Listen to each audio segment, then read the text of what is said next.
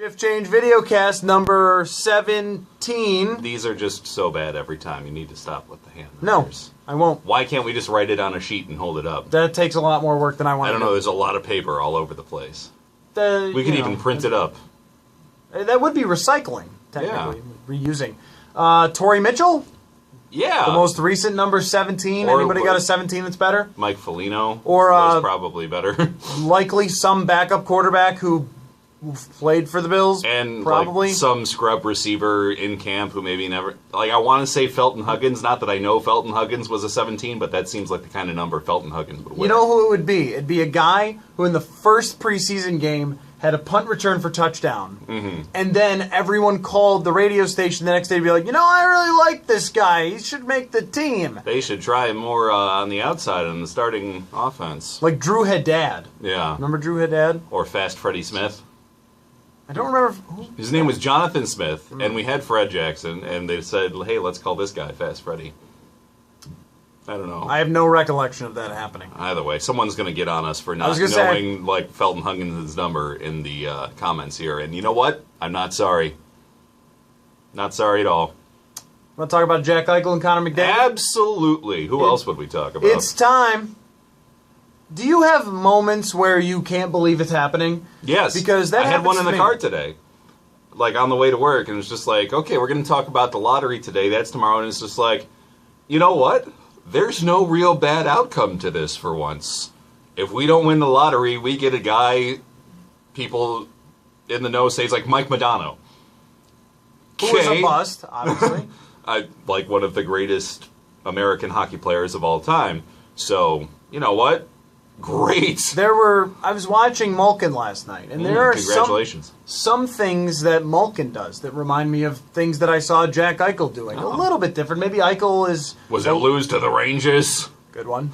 Just losing in general, right? Because Eichel is a bust. Was it only winning one cup? They didn't win the national championship. Bust, obviously. No, just power. I mean, Malkin had a shift last night where he grabs the puck, just powers into the zone, can't be stopped, passes it to somebody else, gets the puck back, creates a shot, like all these things that he can do in a single shift with his talent and his powerful skating. Eichel's faster than Malkin probably, and Malkin's bigger. Yeah, but Eichel will still get bigger. But that power mixed with skill, if he turns out to be Malkin, he's only got one cup.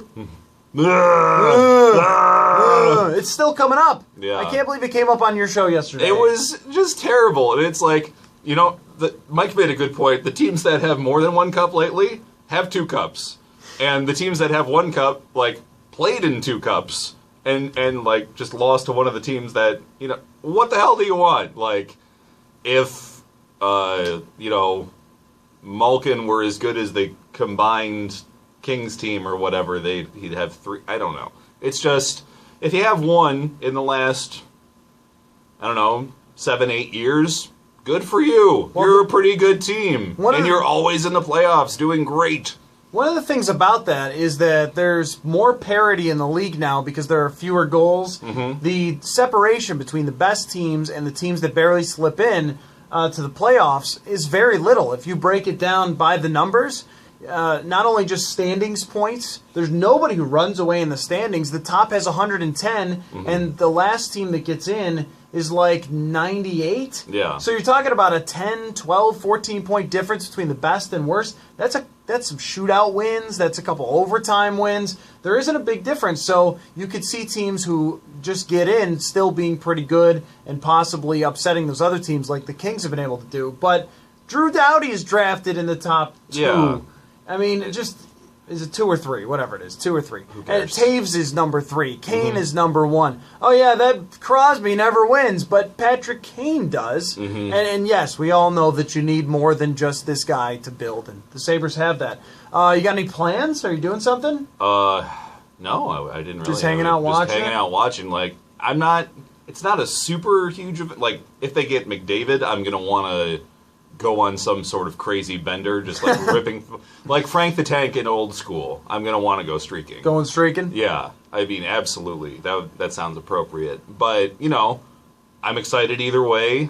I'm not devastated no matter what happens, so it's not like it's not even the emotional equivalent of, like, getting ready to watch a playoff game where, like, elimination is possible. Oh, yeah. There's none of That's that pretty potential bad outcome. So if, the undesired outcome happens, I don't need to be around people commiserating. I can just go about my day with a smile on my face. There will be some tension for me.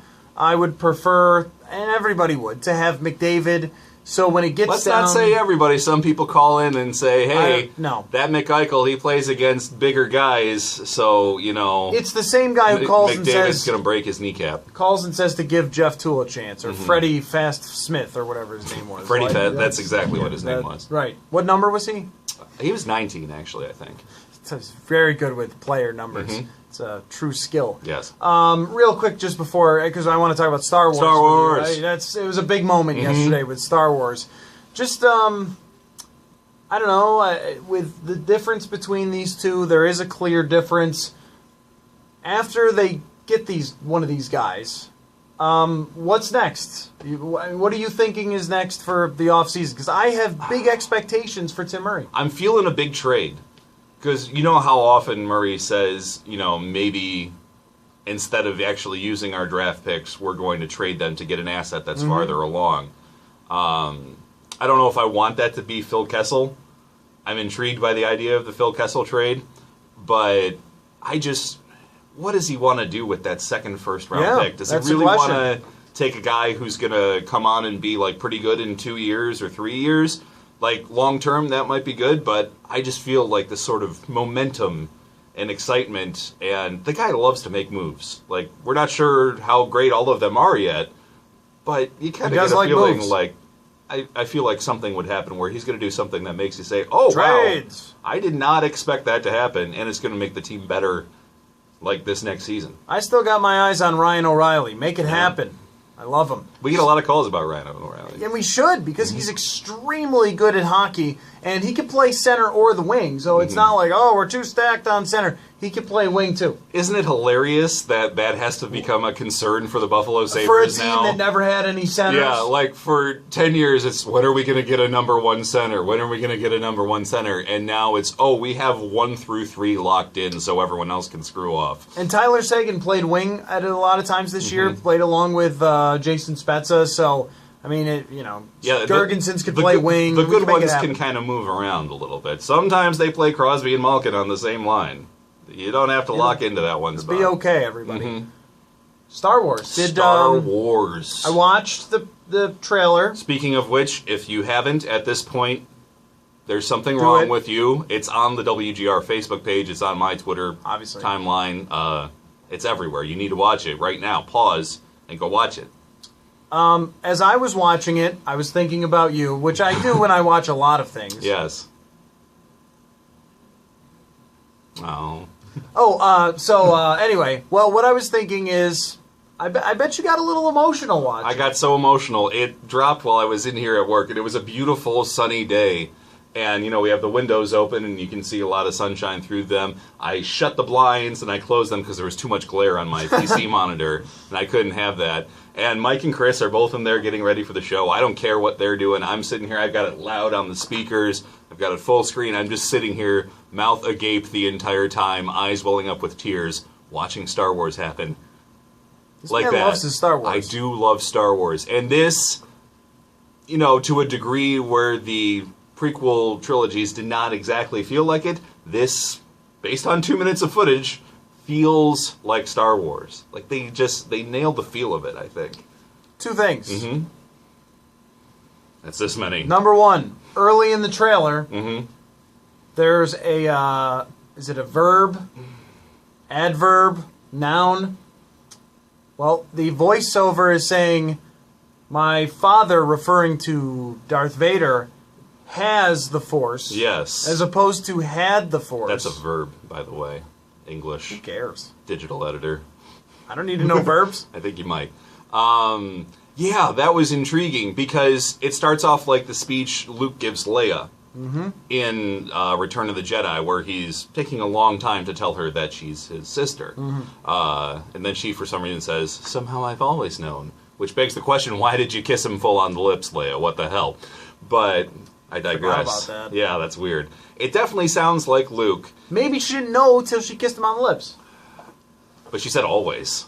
That's not the logical definition of always. Maybe you don't understand, like, just hyperbole. I just like to think, Star Wars wouldn't be so fantastical. Like, for example, if I said, Tom, I've always known you love Star Wars. Well, we didn't always know each other. Oh, till true. like a few years ago. You didn't feel somewhere out there in like 2007, somewhere there's this big guy out there who loves Star Wars. No? Nope. Okay. But I've already seen some reaction that says, like, what if it's not Luke? Because it kind of sounds like this other actor that's in the movie that could be playing like Luke's son.